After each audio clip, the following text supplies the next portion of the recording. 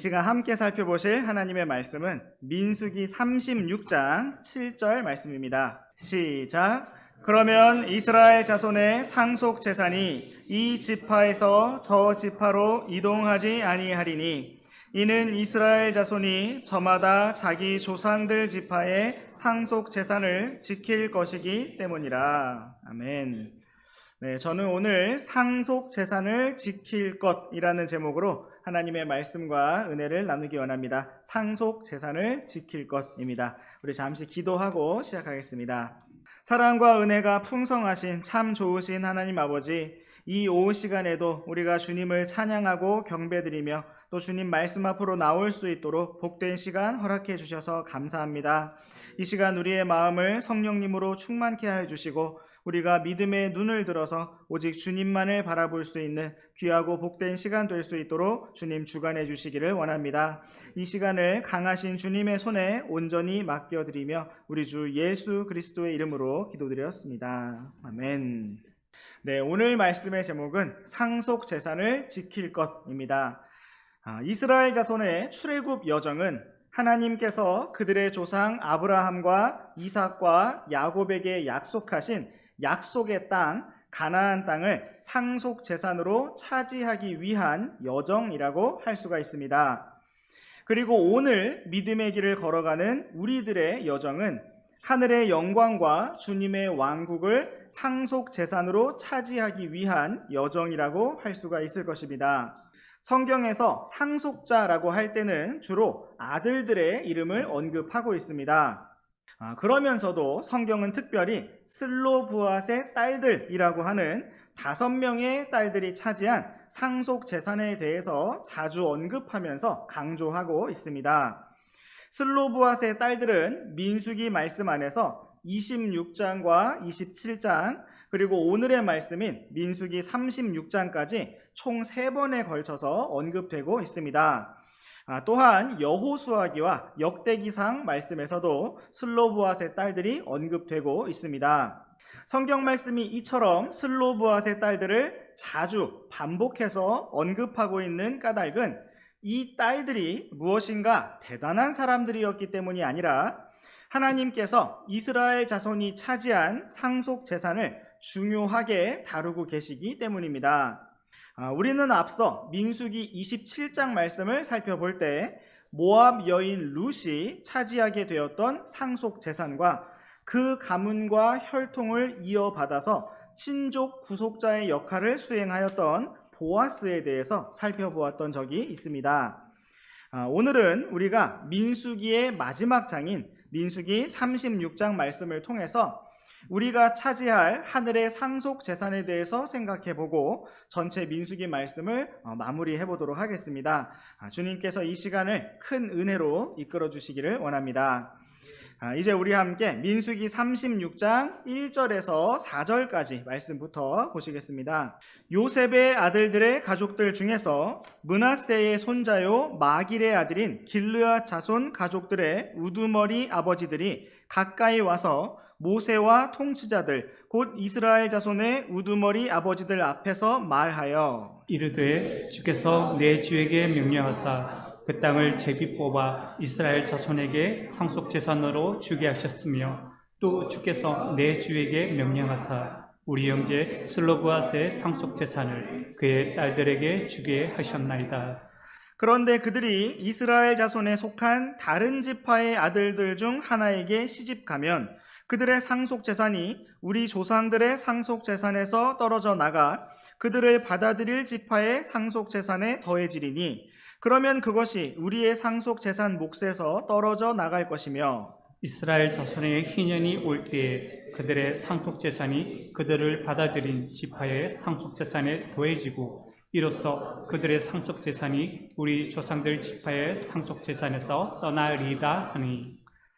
네, 오늘의 말씀은 슬로브앗의 딸들이 약속의 땅에서 받게 될 상속 재산에 대한 므낫세 지파의 우두머리 아버지들의 요청으로부터 시작되고 있습니다. 본래 이스라엘 자손 안에서는 아들들이 상속자로서 상속 재산을 이어받았고 딸들은 다만 다른 가문으로 혹은 다른 지파로 시집을 감으로써 그 가문에 소속되는 일이 보편적이었습니다.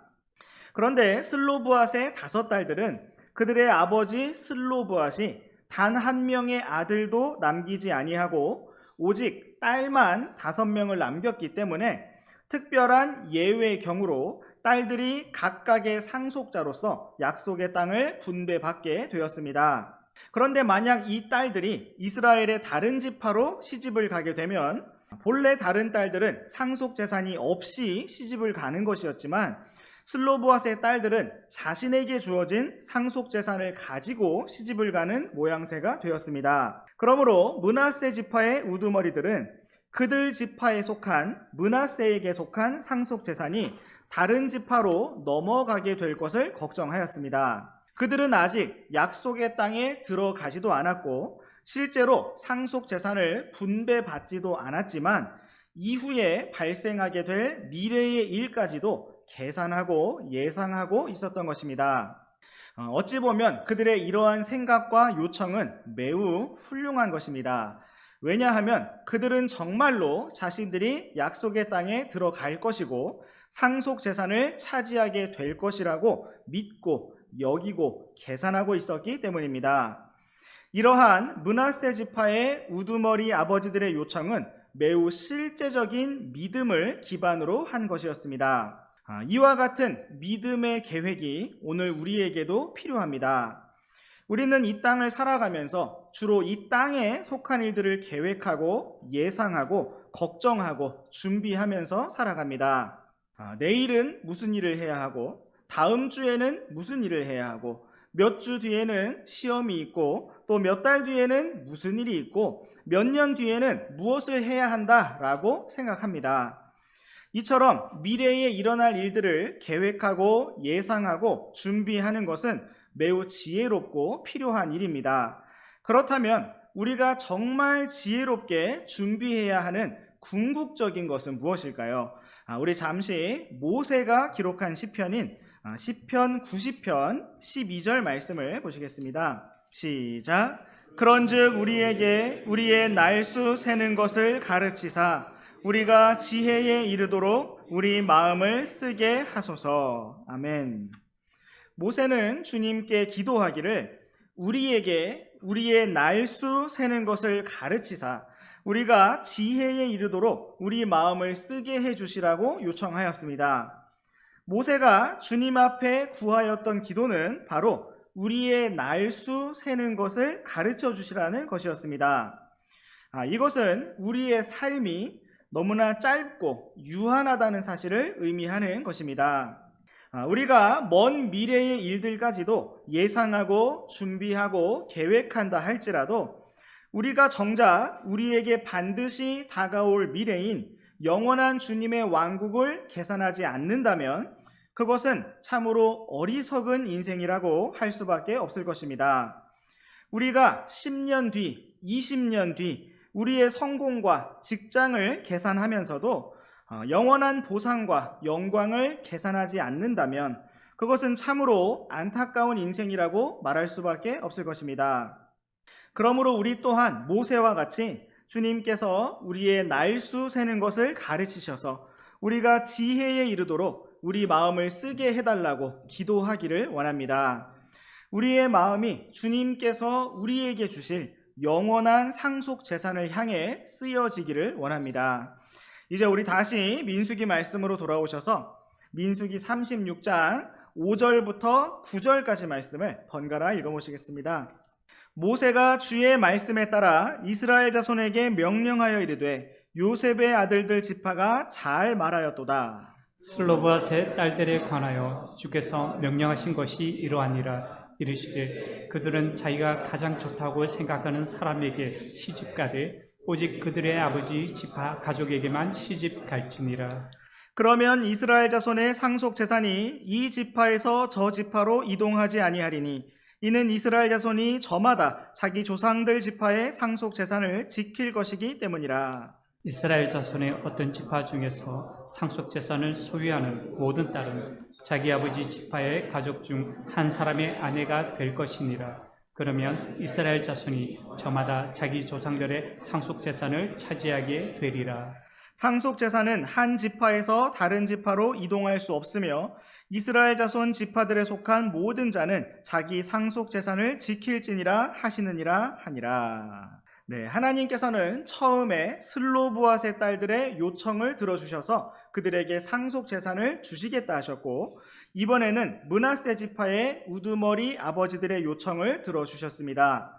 하나님께서는 상속 재산을 받게 될 모든 딸들의 경우 6절 말씀처럼 자기가 가장 좋다고 생각하는 사람에게 시집을 가되 오직 그들의 아버지 지파 가족에게만 시집을 갈 수 있다고 경계를 정해 주셨습니다. 그래서 이스라엘 자손의 상속 재산이 이 지파에서 저 지파로 이동하지 아니하고 각 가문이 자신들의 상속 재산을 지킬 수가 있을 것이기 때문이었습니다.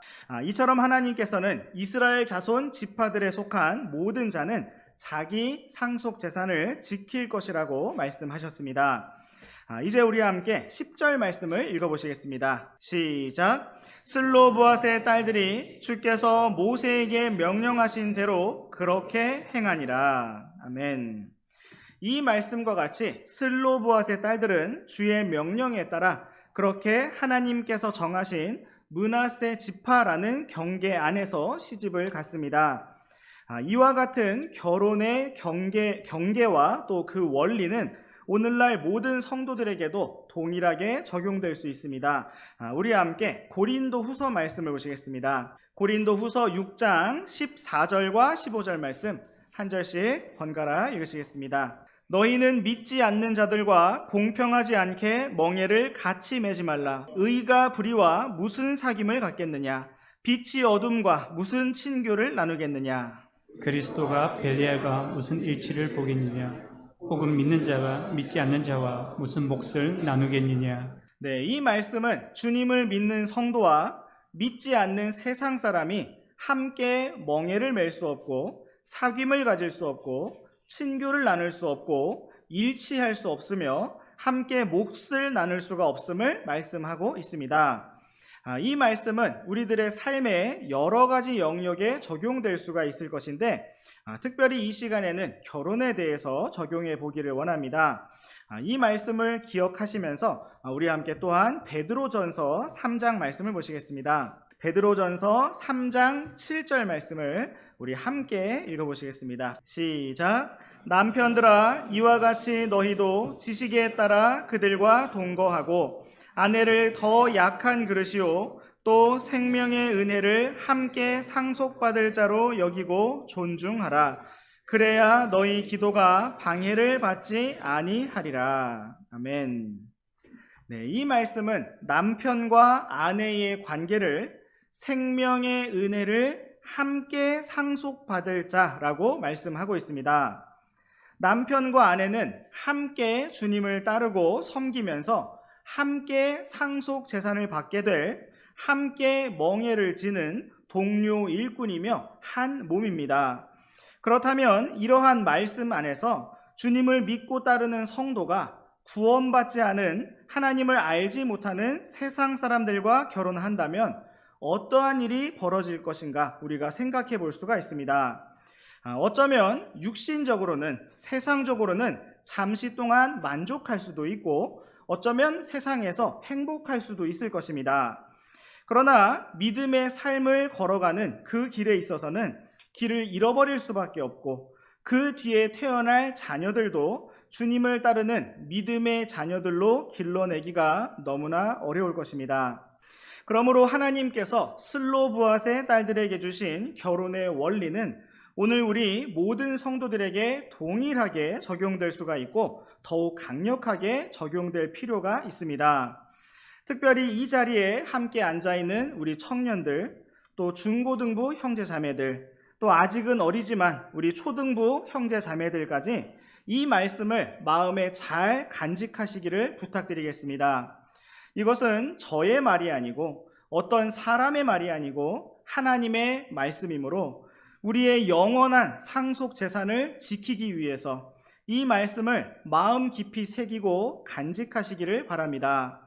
참으로 우리 교회 안에서 주님만을 온전히 기쁘시게 하는 강력한 믿음의 가정들이 더욱 많이 일어나기를 원합니다. 이제 우리 함께 민수기 36장 말씀으로 다시 돌아오셔서 민수기 36장 11절부터 13절까지 말씀 한 절씩 번갈아 읽어보시겠습니다. 슬로브앗의 딸들 곧 말라와 디르사와 호글라와 밀가와 노아가 자기들의 아버지 형제들의 아들들에게 시집가되 그들이 요셉의 아들인 므낫세의 아들들의 가족들에게 시집 갔으므로 그들의 상속재산이 그들의 아버지 가족 지파에 남게 되었더라. 이것들은 여리고에 가까운 요르단 옆 모압 평야에서 주께서 모세의 손으로 이스라엘 자손에게 명령하신 명령들과 판단의 규범들이니라. 네, 민수기 말씀은 이와 같은 말씀들로 끝마쳐지고 있습니다. 슬로브앗의 5딸들인 말라와 디르사와 호글라와 밀가와 노아는 므낫세 지파의 가문 안에서 시집을 갔고 자신들에게 주어진 상속 재산을 잘 지켜냈습니다. 모세는 약속의 땅 너머에서 자신에게 주어진 사역을 끝까지 완수하는 가운데 바로 이러한 상속 재산에 대한 말씀을 끝까지 중요하게 기록해 놓았습니다. 이제 우리 함께 여호수아기 말씀으로 가셔서 실제로 슬로브앗의 딸들이 어떻게 땅을 상속받았는가 한번 찾아보시겠습니다. 여호수아기 17장 3절에서 6절까지 말씀 우리 한 절씩 번갈아 읽으시겠습니다. 그러나 헤벨의 아들이요 길르앗의 손자요 마길의 증손이요 므낫세의 4대 손인 슬로브앗은 아들들이 없고 딸들만 있었는데 그의 딸들의 이름은 이러하니 곧 말라와 노아와 호글라와 밀가와 디르사라. 그들이 제사장 엘라살과 눈의 아들 여호수아와 통치자들 앞에 가까이 와서 말하기를 주께서 모세에게 명령하사 우리 형제들 가운데서 우리에게 상속재산을 주라고 하셨나이다 하며 이런 이유로 그가 주의 명령에 따라 그들의 아버지 형제들 가운데서 그들에게 상속재산을 주었으므로 요르단 저쪽에 있는 길르앗과 바산 땅 외에 므낫세에게 10몫이 떨어졌으니 이는 므낫세의 딸들이 그의 아들들 가운데서 상속재산을 얻었기 때문이더라. 므낫세의 아들들 중에서 남은 자들이 길르앗 땅을 차지하니라. 네, 이제 이 말씀은 모세의 후계자로 세워졌던 여호수아와 아론의 아들로 대제사장이 되었던 엘르아살의 시대에 실제로 약속의 땅을 분배받는 슬로브앗의 딸들에 대해서 기록하고 있습니다. 슬로브앗의 딸들은 주님의 말씀에 따라 이와 같이 각각 한 몫을 차지하였고 므낫세 지파 안에서 결혼을 함으로써 자신들의 상속 재산을 잘 지켜냈습니다. 이제 우리 함께 오늘날 신약 성도들인 우리들에게 약속된 상속 유업에 대해 살펴보고 오늘의 말씀을 정리해 보도록 하겠습니다. 우리 함께 베드로전서 1장 3절과 4절 말씀을 한 절씩 번갈아 읽으시겠습니다. 하나님 곧 우리 주 예수 그리스도의 아버지를 찬송할지어다. 그분께서 자신의 풍성하신 긍휼에 따라 죽은 자들로부터 예수 그리스도를 부활하게 하심으로 우리를 다시 낳으사 산 소망에 이르게 하셨고 너희를 위해 하늘에 마련된 썩지 않고 더럽지 않으며 사라지지 아니하는 상속 유업을 받게 하셨나니. 아멘. 성경은 찬송을 받기에 합당하신 하나님 아버지께서 자신의 풍성하신 긍휼에 따라 우리를 위하여 하늘에 마련된 상속 유업을 예비하셨다고 말씀하고 있습니다. 우리는 이러한 하늘의 상속 유업을 오직 은혜로 긍휼로 얻게 되었지만 하나님께서는 이것을 주시기 위해서 주 예수 그리스도를 이 땅에 보내셨고 우리를 위해 십자가에 피 흘려 죽게 하셨으며 죽은 자들로부터 부활하게 하셨습니다. 슬로브앗의 딸들이 단지 슬로브앗의 딸들이었기 때문에 상속 유업을 얻었던 것처럼 오늘 우리도 오직 하나님의 풍성한 긍휼에 따라 주님의 생명으로 다시 태어나게 하신 하나님의 자녀들로서 하늘에 마련된 썩지 않고 더럽지 않으며 사라지지 아니하는 상속 유업을 받게 하셨습니다. 오늘날 많은 사람들이 좋은 집, 넓은 집을 원합니다. 넓은 정원도 있고 수영장도 있는 대저택을 부러워하기도 합니다. 그렇다면 하나님께서 우리들에게 이미 주시겠다고 약속하신 영원한 집은 어떠할까요? 성경에서 아주 많은 구체적인 항목을 기록하고 있지는 않지만 우리가 거하게 될 새 예루살렘 도시는 온갖 보석으로 되어 있고 12개의 진주문이 있으며 우리가 밟고 다니게 될 그 길은 황금으로 되어 있다라고 말씀하고 있습니다. 너무나 사모가 되어서 말이 그렇지 않습니다. 혹시 우리 집만 너무 좋아서 도둑이 들면 어떡하지 염려하거나 각종 보안 장치를 설치해야 하는 세상이 아니라 모두가 그렇게 풍요롭게 살아가고 또 완전한 정의와 공의가 이루어진 평화의 왕국이 올 것이라고 말씀하고 있습니다. 오늘날 사람들이 꿈꾸고 소망하는 어떤 세상이 있다면 그 세상은 바로 우리 주 예수 그리스도의 왕국이며 우리가 차지할 영원한 상속 재산입니다. 이제 우리 함께 고린도후서 말씀을 보시겠습니다. 고린도후서 4장 16절부터 18절까지 말씀 우리 한 절씩 번갈아 읽으시겠습니다. 이런 까닭으로 우리가 낙심하지 아니하노니 우리의 겉사람은 썩어 없어져도 속사람은 날마다 새로워지는도다.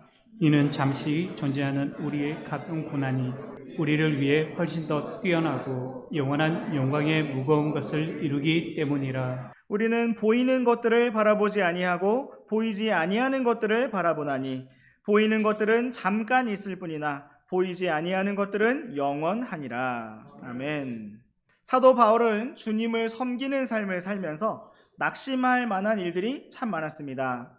안팎으로 온갖 종류의 고난과 시련이 그에게 끊임없이 다가왔습니다. 그럼에도 불구하고 사도 바울은 우리가 낙심하지 아니한다라고 말하며 그 이유를 밝히고 있습니다. 그의 겉사람은 날마다 낡아지고 썩어 없어지는 길로 가고 있었지만 그의 속사람은 날마다 새로워지고 있었습니다.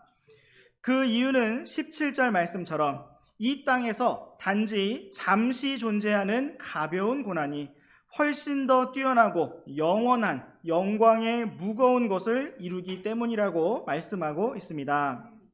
우리가 만약 사도 바울이 어떤 고난을 당하며 다녔는지 옆에서 함께 지켜봤다면 우리는 그것이 결코 가벼운 것이었다라고 말할 수 없었을 것입니다. 그는 돌로 맞기도 했고 너무나 많이 맞아서 죽은 것으로 여겨져 도시 밖에 버려지기도 하였습니다. 그를 죽이기 전에는 먹지도 않겠다라고 결심을 했던 유대인들이 40명이 넘었고 그가 어디를 가든지 따라다니며 그를 숨어서 공격하려는 사람들이 너무나 많이 있었습니다. 그럼에도 불구하고 사도 바울은 자신이 이 땅에서 잠시 받는 가벼운 고난이 훨씬 더 뛰어나고 영원한 영광의 무거운 것을 이룬다고 말했습니다. 그가 그것을 어떻게 알았는가라고 한다면 주 예수님께서 계시의 말씀으로 주셨을 뿐만 아니라 그가 직접 셋째 하늘에 올라가서 그 모든 광경을 목격했기 때문일 것입니다. 그러므로 그는 자신의 인생 전부를 들여서 하늘의 상속 유업을 더 얻고자 끝까지 길을 달려갔습니다. 오늘 우리는 상속 재산을 지킬 것이라는 제목으로 하나님의 말씀을 살펴보았습니다.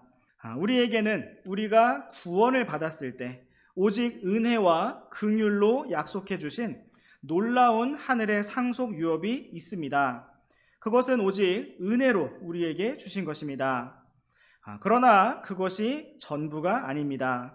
사도 바울은 거기에 더하여 더 좋은 부활을 얻기 위해서 훨씬 더 뛰어나고 영원한 영광의 무거운 것을 더욱 이루기 위해서 온갖 극심한 고난 중에서도 끝까지 주님을 섬기며 나아갔습니다. 오늘 우리가 바라보고 사모하는 성공, 승리, 상속 재산은 무엇입니까? 그것이 만약 잠시 있다가 사라져버릴 이 땅에 속한 것이라면 그것은 너무나 안타깝고 지혜롭지 못한 것입니다. 모세가 기도했던 것처럼 주님께서 우리의 날수 세는 것을 가르치셔서 우리가 짧은 이 인생을 살아가는 동안에 우리의 마음을 지혜에 이르도록 영원을 바라보도록 이끌어 주시기를 원합니다. 슬로보앗의 딸들이 주님의 말씀에 순종하여 므낫세 지파 안에서 결혼하며 자신들의 상속 재산을 지켜냈던 것처럼 우리 또한 주님의 말씀에 순종하여 길을 걷는 가운데 우리에게 약속하신 영광의 보상을 지켜내고 더욱 풍성히 얻는 길로 힘차게 나아가기를 원합니다. 네, 기도하고 마치겠습니다.